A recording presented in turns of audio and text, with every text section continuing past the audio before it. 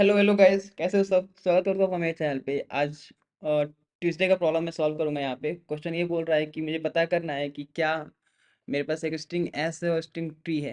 क्या string S के character को बदल के हम लोग टी को मतलब एक एक रूल के हिसाब से ही बदलना होगा ना, कि कैसे ही। जैसे मान लो कि ई है, इस कैरेक्टर में एस में ई है, तो मतलब एस में जहाँ जहाँ भी ई आएगा उसको अगर किसी ई को किसी दूसरे कैरेक्टर से स्वैप कर रहे हो तो वो सारे कैरेक्टर को स्वैप करना होगा। ठीक है।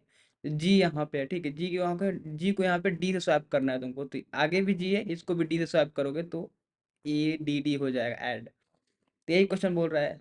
और पहले समझो कि आइसोफॉर्मिक किसको बोलते हैं। The character two string S and T are isomorphic if the character in S can be replace to get T. ठीक है। इजी क्वेश्चन में मार्क्ड है, लेकिन अगर तुम करने जाओगे तो पता चलेगा कि इजी है या मीडियम है। तो बहुत टाइम लिया। और यहाँ पे एक और कंस्टेंट दिया था तुमको कि एस जो है ना, एस और T any valid ASCII character ले सकता है। मतलब ए से लेके जेड तक, स्मॉल ए से small small Z, capital A से कैपिटल जेड, और सारे स्पेशल कैरेक्टर सब कुछ को ये लाइक वैलिड काउंट करेगा। और इंटरेस्टिंग थिंग देखो, ये इजी इजी मार्क क्वेश्चन पे इवन 8.7 के लाइक्स मिले हैं। मतलब समझ सकते हो कितना इजी है। ठीक है। चलो मैं एक्चुअली मैं कुछ लाइक दिमाग लगाया अपना, सोचा सोचा तो मेरे बस ये अप्रोच आया। तुमको दिखाता हूँ क्या क्या किया मैंने। सबसे पहले मैंने पता किया कि लेंथ वन और लेंथ टू को फाइंड किया। पता किया कि दोनों लेंथ इक्वल नहीं है ना। अगर इक्वल नहीं है तो ऑब्वियसली पहले केस फेल हो गया और फॉल्स है, क्योंकि आइसोफॉर्मिक होने के लिए एस वन और एस टू क्या होना चाहिए, इक्वल होना चाहिए, राइट। अब भले ही उसके अंदर कोई भी हो, लेकिन फर्स्ट क्राइटेरिया यही है ना। फर्स्ट क्राइटेरिया यही है ना कि लेंथ इक्वल होना चाहिए एल टू के। अगर नहीं है तो वो फॉल्स हो जाएगा पहला ही। दूसरा क्या किया मैंने कि एस कैरेक्टर को, मतलब इन लोगों को, स्ट्रिंग को मैंने कैर एरे में बदल दिया। सेकंड क्राइटेरिया ये था। इसको उसके ऊपर लिखता हूँ, अच्छा रहेगा। सेकंड क्राइटेरिया ये था कि सेकंड ये था तुम्हारा कि converting the both strings into char array, right. Converting both string into char array, दूसरा क्राइटेरिया ये है मेरे पास। ठीक है।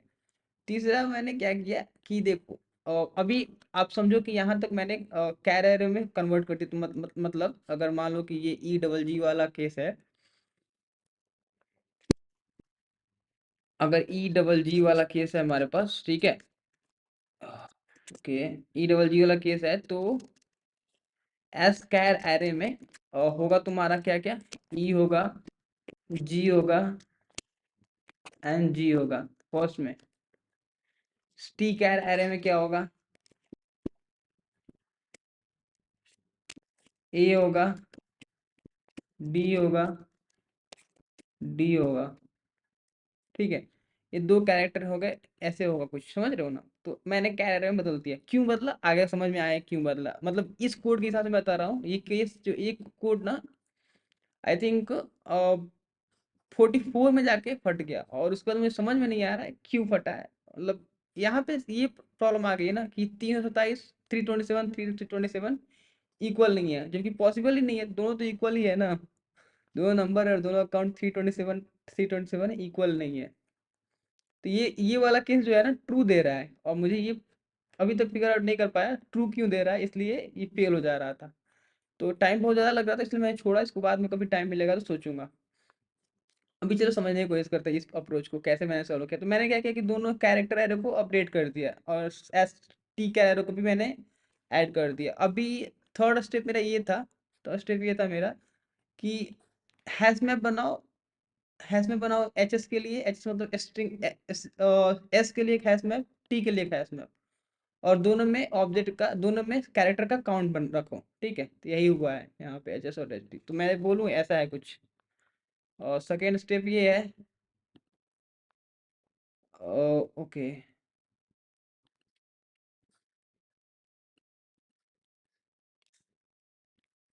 थर्ड स्टेप ये है कि थर्ड स्टेप लिखता हूँ यहाँ पे, ठीक है। थर्ड स्टेप ये है मेरा, मतलब ये पुराना वाला कोड है कि what did I do, I created a hash map and stored the frequency of each character and stored the frequency of each character, right। यही किया मैंने। अभी ये कोड एग्जीक्यूट होने के बाद क्या रिजल्ट आएगा मेरा बता रहा हूँ तुम लोगों को। तो मैं बोलूँगा कि ये कोड एग्जीक्यूट हुआ भाई, और ये तुमको ये ऐसा कुछ मिला। क्या मिला, एच एस जो है, एच एस एक, और मान लो कि मैंने हैश मैप है, उसमें फर्स्ट है ई। ई कितनी बार आया है, ई 1 बार आया है। जी कितनी बार आया है, 2 बार आया है। एच टी कितना, एच टी जो है वो ए कितनी बार आया है, 1 बार आया है। और डी कितनी बार आया है, 2 बार आया है, ठीक है। ये कुछ ऐसा बना।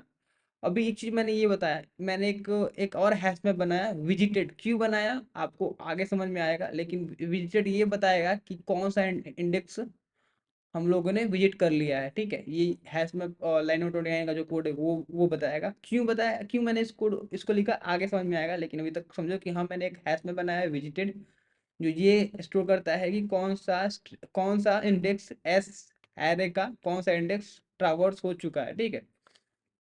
अब लास्ट स्टेप मेरा ये है कि क्या करो कि एस को ट्रावर्स करो। एस को ट्रावर्स किया यहाँ पे मैंने, रुको, लास्ट मतलब फोर्थ स्टेप है। फोर्थ स्टेप है ना, रुको देखता हूँ। हाँ, फोर्थ स्टेप है traversing the S. Fourth step step क्या है, traversing the S char array, और S string, traversing the string S, ठीक है। फोर्थ स्टेप मेरा यही है, एस को ट्रावर्स करना है। अभी मैं बोलूं, देखो ना, बहुत इंटरेस्टिंग है। अभी मैं देखो, अभी क्या किया कि मैंने C1 और C2 कैरेक्टर ले लिया, एस कैरेक्टर से और सी टी कैरेक्टर से। तो अगर यहाँ पे जो, इसको मैं कॉपी करके यहाँ पे लिखता हूँ, तो आपको अच्छे से समझ में आएगा।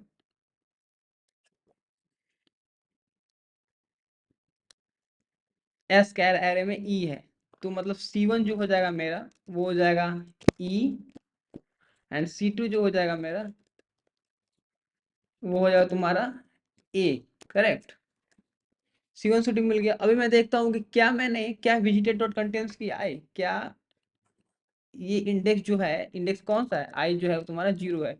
क्या मैंने 0 ऑलरेडी विजिट कर चुका हूँ, मतलब विजिटेड मतलब क्या कि उस हैश मैप में वो स्ट्रिंग और वो इंडेक्स ऑलरेडी चला गया है। तो अगर कंटेंट्स नहीं करता है मतलब फॉल्स रिटर्न करेगा। तो इंडेक्स 0 तो है ही नहीं, फर्स्ट टाइम विजिटेड तो क्या है, विजिटेड तो एक एम्प्टी ऑब्जेक्ट है, राइट, तो कुछ भी नहीं है। तो 0 फॉल्स रिटर्न करेगा। और मैंने यहाँ पे कंसोल लगा के, सॉरी मतलब सिस्टम प्रिंट एलन लगा के मैंने प्रिंट करने की कोशिश की। अभी दूसरा देखो, इसका मतलब ये हुआ कि वो कैरेक्टर, वो उस इंडेक्स में जो कैरेक्टर वो विजिट नहीं हुआ अभी तक। ये वाला कोड देखो, ये वाला कोड इंटरेस्टिंग, कि ठीक है, अगर विजिट नहीं हुआ है तो मैं क्या करूँगा कि C2 यहाँ पे है, देखूंगा कि क्या C1 का लेंथ और C2 का लेंथ इक्वल है क्या। मतलब ये कि C1 जितनी बार आया है, अगर C2 उतनी बार आया है कि नहीं आया है।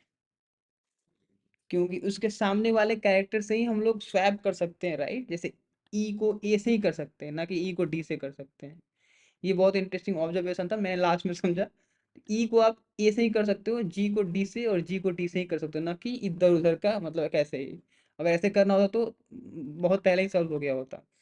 तुम ई को ए से किया, इसका मतलब ये हुआ कि आगे जहां जहां भी ई आएगा, समझ लो कि यहाँ आया ई, मैं एग्जांपल दे रहा हूँ,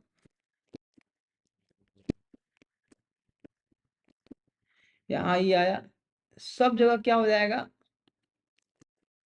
सब जगह क्या हो जाएगा, ए ए फील्ड हो जाएंगे, ठीक है। सब जगह क्या हो जाएंगे, ए फील्ड हो जाएंगे। जैसे यहाँ पे, सॉरी, कि जहाँ यहाँ में कुछ भी हो कोई फर्क नहीं पड़ता है, टी में कुछ भी हो कोई फर्क नहीं पड़ता, लेकिन एस में सब जगह ई फील्ड ए हो जाएंगे। लेकिन ये पता करें कि क्या टी में, मतलब जो ई है, जिस कैरेक्टर शिफ्ट के साथ वो रिप्लेस होने वाला है, मतलब ए के साथ रिप्लेस होने वाला है, right. E will be soon trans soon, मतलब ई जो है वो जल्दी ही ए बन जाएगा, करेक्ट। तो क्या ई, मतलब ई का जो हैश मैप भी मेरे पास है ऑलरेडी, हैश मैप यहाँ पे। मैं बोलूँगा कि ई की कितनी फ्रीक्वेंसी है एचएस में। तो इस केस में मैं यहाँ पे बहुत बड़ा केस लिख लिया था, एक ही मान लो। ई की फ्रीक्वेंसी कितनी है तुम्हारी? ई की फ्रीक्वेंसी,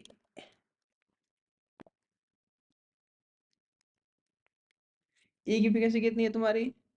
1 है, राइट। ए की फ्रीक्वेंसी 1 है, ए की कितनी फ्रीक्वेंसी है? 1 है, मतलब दोनों की फ्रीक्वेंसी मैच कर रही है। मतलब ये हुआ कि अगर दोनों, ये मैंने कोड इसलिए लिखा है कि अगर दोनों की फ्रीक्वेंसी मैच नहीं कर रही है तो मान लो क्या होगा। होगा यही कि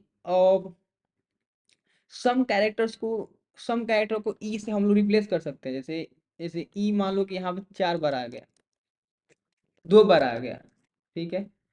और एफ 1 बार आया है, ई और ए को रिप्लेस कर दिया है, ठीक है। ए तो एक ही बार आया है तो ये रिप्लेस हो गया, लेकिन दोनों का लेंथ इक्वल नहीं है। मतलब ए की फ्रीक्वेंसी कितनी है? 1 है, और डी की फ्रीक्वेंसी कितनी है? 2 है। और तो इसका मतलब ये हुआ कि एक ई बच जाएगा। और हम लोग ई को बदल रहे हैं तो मतलब सब जगह बदलना होगा। मैं ऐसा सोच रहा था, तो यहाँ पे इसलिए मैंने ये रिटर्न कर दिया फॉल्स। अगर दोनों की फ्रीक्वेंसी नहीं है इक्वल तो फॉल्स रिटर्न कर दो। तो क्या मैं गलत सोच रहा था क्या? तो देखता हूँ, इसको मैं अनकमेंट कर रहा हूँ, तब मैं इसको रन करने की कोशिश कर रहा हूँ।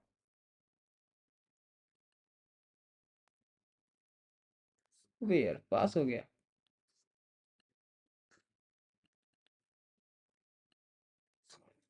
इससे 37 पे जाके फेल हो गए फिर से। तो ये वाला जो केस मैं सोच रहा हूँ वो शायद गलत केस है। तो मैंने ये देखा कि अगर अगर मैंने ये, मैं ऐसा सोचा कि अगर सी जितनी बार आया है C1, उतनी बार उतनी बार C2 भी आना चाहिए। अगर नहीं आएगा तो ये फॉल्स रिटर्न हो जाएगा, करेक्ट। अगर आएगा तो अगर आया है मतलब इक्वल, दोनों का लेंथ इक्वल है, तो आगे बढ़ते हैं। अभी यहाँ पे देखो, वाइल जी लेस देन L1। अभी अभी क्या हुआ, ये केस मैंने क्यों लिखा है ये बता रहा हूँ। ये केस इसलिए लिखा कि अभी देखो कि दोनों का लेंथ इक्वल है। मतलब ये हुआ कि जे, मतलब C2 है, C1 जो है जितनी बार आया है S1 में, S1 एस कैरियर में सबको रिप्लेस कर देगा। किससे? C2 से रिप्लेस हो जाएगा, क्योंकि हम लोग तो वही कर रहे हैं ना। और C2 से रिप्लेस हो जाएगा यहाँ पे। और क्या किया मैंने? विजिटेड डॉट पुट ट्रू कर दिया, मतलब ये विजिट हो चुका है कैरेक्टर। और इसी को करने से मेरे लगभग 45 टेस्ट केस पास हो गए थे। 43 आई थिंक 42 टेस्ट केस पास हो गए थे। 2-3 टेस्ट केस फेल हो रहा था। इसके चलते मैं चैट जीपीटी से पूछा कि भाई मुझे बताओ क्या करूं, इस प्रॉब्लम का सोल्यूशन क्या करूं। 44 टेस्ट केस पास हो गए थे, एक ही नहीं, मतलब 43 हो गए थे, सॉरी। एक्चुअली रात के 1:15 है, थोड़ा सा और गर्मी बहुत ज़्यादा लग रही है, तो सॉरी। 43 केस टेस्ट केस पास हो गया, 44 दो केस टेस्ट केस नहीं हुआ। अभी मुझे एक बार और सोचूंगा क्या रीजन है, बाद में। अभी अभी नहीं, अभी टाइम नहीं है। चलते हैं सीधे नए अप्रोच के साथ। हम नया अप्रोच हमारा ये है, मैं आपको भी बता देता हूँ। फिर इसको रीसेट कर देता हूँ मैं। नया अप्रोच बहुत इंटरेस्टिंग है। इसको मैंने चैट जीपीटी से पूछा कि भाई मुझे हेल्प करो यार, ये बहुत बड़ा प्रॉब्लम लग रही है, लग रहा है। तो सबसे पहले उसने क्या बताया? सबसे पहले उसने देखा, बोला कि भाई पहले आप लेंथ मालूम करो। तो मैं लेंथ मालूम कर रहा, एस डॉट लेंथ। अभी बोला उसने कि पता करो कि, ये देखो कितना इंटरेस्टिंग है। मैंने L1 और L2 मालूम किया था, उसने बोला कि नहीं, आप लेंथ मालूम करो और चेक करो कि इफ लेंथ जो है इक्वल तो नहीं है ना S dot length T dot length के। अगर इक्वल नहीं है तो रिटर्न फॉल्स कर दो। मतलब 2 बार कैलकुलेट करने की कोई जरूरत ही नहीं है, मैं 2 बार कैलकुलेट कर रहा था। मतलब देख रहे हो कितना इंटरेस्टिंग था। अभी दूसरा स्टेप उसने बोला कि आप 2 हैश मैप बनाओ। 2 हैश मैप बनाता हूँ मैं। हैश मैप कैरेक्टर और कैरेक्टर होगा, और CHAR एक कैरेक्टर और कैरेक्टर होगा। HS equal to new hash map, ठीक है। एक और हैश मैप बनाता हूँ मैं। ये HS होगा और ये HT होगा, मतलब एस का हैश मैप और टी का हैश मैप। अभी मैं क्या करूँगा, थर्ड स्टेप ये होगा मेरा कि लूप करो स्ट्रिंग को। For in i equal to 0, i less than len i plus plus. अभी मैं लूप करूंगा, और अभी तो दोनों का लेंथ इक्वल है, राइट। तो मैं उससे क्या करूंगा कि फाइंड आउट करूंगा और लेंथ। एस और टी पे, एस इंडेक्स आई पे कौन सा कैरेक्टर है एस में और कौन सा कैरेक्टर है टी में, तो C1 हो जाएगा S dot char at i, char C2 हो जाएगा T dot char at i. ठीक है, C1 C2 मिल गया मुझे। इंटरेस्टिंग, यहाँ पे देखो चेक करना है कि if H S dot gate C1, मतलब हैशमैप में C1 ऑलरेडी नहीं है, इसका ये रिटर्न नल करेगा, मतलब अगर नहीं होता है तो नल रिटर्न कर लेता है। अगर नल है, नल नहीं है, इसका मतलब है वो कैरेक्टर। तो चेक करना है कि H S dot gate C1 जो है C2 को इक्वल नहीं है क्या। C2 अगर इक्वल नहीं है मतलब कि रॉन्ग कैरेक्टर से पहले वो असाइन हो गया था, लेकिन मतलब रॉन्ग कैरेक्टर से सेम कैरेक्टर S1 के, इसका मतलब ये हुआ कि S1 का किसी पर्टिकुलर इंडेक्स आई पे जो कैरेक्टर था वो पहले स्वैप हो चुका है, लेकिन डिफरेंट कैरेक्टर के साथ स्वैप हुआ है। मैं यही बता रहा था ना यहाँ पे कि अगर आपके पास यहाँ पे और मुझे लगता है टाइम जब लंबा जाएगा, लेकिन ठीक है, A D D E, फिर ये लिखता हूँ, टी जो है तुम्हारा वो B G G and H. यहाँ पे देखो ए से, यहाँ पे क्या हुआ कि ए से बी को स्वैप कर दिया, लेकिन फिर यहाँ पे जब जाएंगे हम लोग देखेंगे कि अब ये तो पहले तो बी एच से स्वैप हुआ था, लेकिन अब सॉरी पहले तो बी स्वैप हो रहा है, अभी तो एच से स्वैप हो रहा है, दोनों नहीं मिल रहा है, तो यहाँ पे रिटर्न क्या कर देंगे हम लोग, फॉल्स कर देंगे। अदरवाइज इसका मतलब ये हुआ, अदरवाइज वो कैरेक्टर हैशमैप में है ही नहीं, तो एच एस डॉट पुट क्या C1, करेक्ट C1। और किसके साथ वो मैप कर रहे हैं हम लोग, C2 के साथ मैप कर रहे हैं, राइट। फिर से एक और केस देखते हैं, क्या है एच टी जो है, एच टी मतलब hash map of T get C2 not equal to null, मतलब वो कैरेक्टर ऑलरेडी एग्जिस्ट कर रहा है। तो हम देखेंगे क्या H T dot gate C2 C1 के इक्वल नहीं है ना, सेम वॉइस वर्सा चेक करना है, वॉइस वर्सा बी ए से मैप हुआ है तो अगली बार भी बी ए से मैप होगा, नहीं तो फॉल्स हो जाएगा रिटर्न, तो return false. Otherwise H S dot put C2 C1। ये दो केस फेल होंगे तो फॉल्स होगा, अदरवाइज सारे अदरवाइज ट्रू हो जाएगा, तो मैं रिटर्न ट्रू करता हूँ और यही मेरा सोल्यूशन होगा।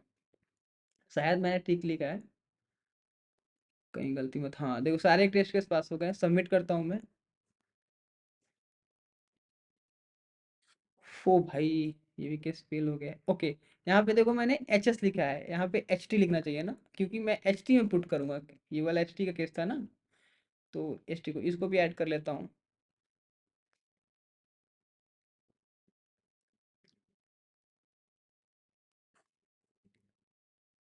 ओके, पास हो गए सारे टेस्ट केस, सबमिट करता हूँ। हो गया भाई। देखिए कितना इंटरेस्टिंग क्वेश्चन था, देखो भाई कितना कितना सबमिट किया है मैंने। चलो मिलते हैं नेक्स्ट वीडियो में। और कल का क्वेश्चन भाई इजी, बहुत इजी क्वेश्चन था, अगर आपको समझ में नहीं आया तो आप पूछना, कमेंट करना, हम लोग साथ में पढ़ेंगे इसको। लेकिन आप, मुझे लगता है आप कर लोगे, स्प्लिट करो स्पेस के साथ और सॉल्व करो, खुद से बनाओ, अगर नहीं होता तो मुझसे बोलो, we will try to figure out the answer together, ठीक है। थोड़ा थोड़ा इंग्लिश बोल लेना चाहिए, स्वास्थ्य के लिए अच्छा होता है। चलो मिलते हैं नेक्स्ट वीडियो में, तब तक के लिए अपना ख्याल रखना, बाय, गुड नाइट।